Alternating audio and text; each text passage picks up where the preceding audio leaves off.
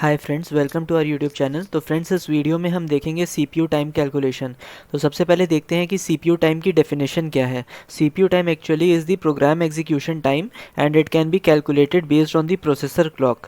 अब processor clock क्या होता है? प्रोसेसर क्लॉक एक ऐसा क्लॉक पिन होता है जिसका इनपुट पिन की तरह एक्ट करता है। तो ये पिन जो होती है that is externally connected to a clock generator. Clock generator क्या करता है? क्लॉक पल्सेस को जनरेट करता है। अब जो क्लॉक जनरेटर होता है वो एक डेफिनेट फ्रीक्वेंसी के साथ ऑपरेट कर रहा होता है, मतलब क्लॉक पल्सेस एक डेफिनेट फ्रीक्वेंसी की जनरेट कर रहा होता है।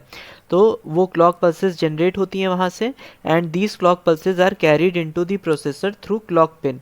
अब ये जो क्लॉक पल्सेस होती हैं ये क्लॉक पिन के थ्रू प्रोसेसर में इंजेक्ट होती हैं।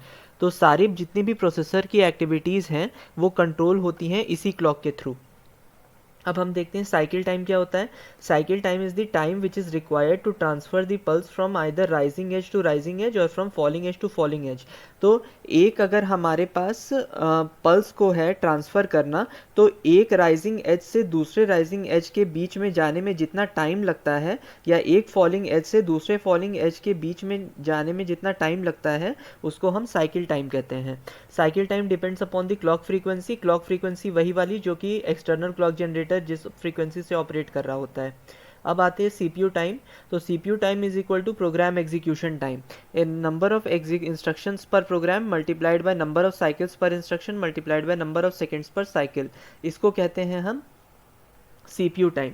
अब सीपीयू टाइम को हम ऐसे भी लिख सकते हैं कि number of the cycles in the given program multiplied by the cycle time. अब सीपीआई क्या होती है? CPI is the cycles per instruction, मतलब एक इंस्ट्रक्शन को यूज़ करने के लिए कितनी साइकिल्स लगेंगी, ये एक तरीके से एवरेज होता है।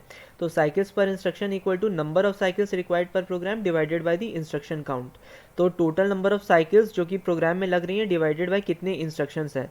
तो ये ओवरऑल एक तरीके का एवरेज हमको देता है कि एक इंस्ट्रक्शन को एग्जीक्यूट करने में कितनी साइकिल्स लग रही हैं। तो फ्रेंड्स, एक बार रिवाइज करते हैं। सीपीयू टाइम कैलकुलेशन क्या होता है? एक प्रोसेसर क्लॉक के बीच में की वजह से जो टाइम हमारा सीपीयू लगता है किसी भी इंस्ट्रक्शन को एग्जीक्यूट करने में, उसको सीपीयू टाइम कहते हैं। प्रोसेसर एक एक्सटर्नल क्लॉक जनरेटर से के साथ कनेक्टेड होता है जो कि क्लॉक पल्सेस भेजता है, और ये क्लॉक पल्सेस एक डेफिनेट फ्रीक्वेंसी के साथ भेजी जाती हैं।